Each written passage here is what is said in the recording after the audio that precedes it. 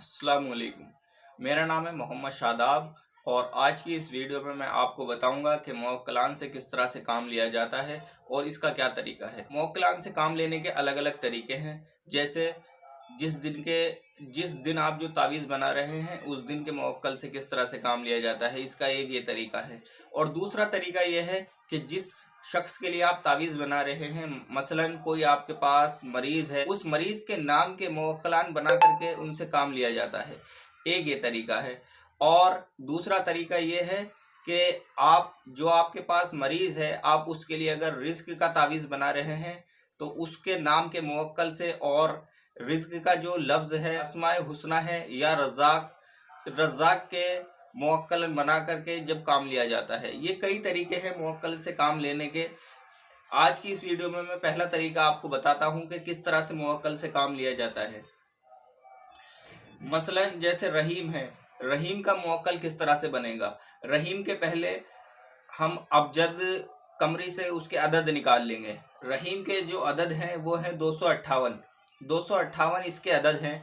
उसके बाद जो इसके अबजद हैं उसको हम देखेंगे। 8 का जो अबजद होता है वो है हा, और 5 का जो है वो है छोटा हा, और 2 का जो लफ्ज़ होता है वो है बा। इस तरह से ये इसका अबजद हुआ। इसके आगे प्लस आइलू लगा देंगे। मुवक्किल बनाने के लिए इसके आगे प्लस आइलू लगा देंगे। अब ये बना हहु बाइलू। इस तरह से ये मुवक्किल बना। रहीम का जो मुवक्किल बना वो बना हहु बाइलू।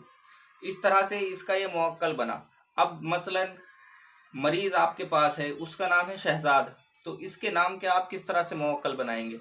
पहले इसके आप अदद निकाल लें। शहजाद के आपने अदद निकाल ली, ये बने 317। 317 जब अदद बने उसके बाद आप इसके लफ्ज़ देखें। 7 का जो लफ्ज़ है वो है ज़ा, और 1 का जो लफ्ज़ है वो है अलिफ, और 3 का जो लफ्ज़ है वो है जीम। इस तरह से प्लस इसके आगे आप लगा देंगे आइलू।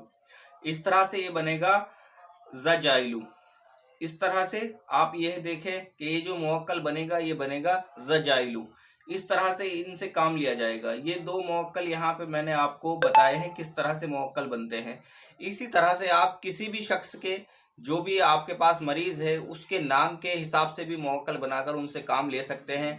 या दूसरा तरीका आप इसका इस्तेमाल कर सकते हैं, जो मरीज़ आपके पास आया है, जिस दिन वो मरीज़ आपके पास आया है उस दिन के मुवक्किल से आप काम ले सकते हैं।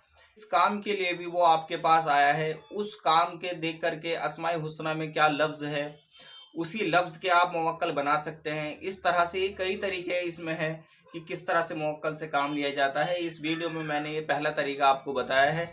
इंशाअल्लाह अगली दूसरी वीडियो में मैं दूसरा तरीका बताऊंगा। आज की वीडियो में इतना ही। और कुछ मालूम करना हो तो आप मेरे व्हाट्सएप नंबर पर मुझसे रब्ता करें या मुझे कॉल कर सकते हैं। अस्सलाम वालेकुम।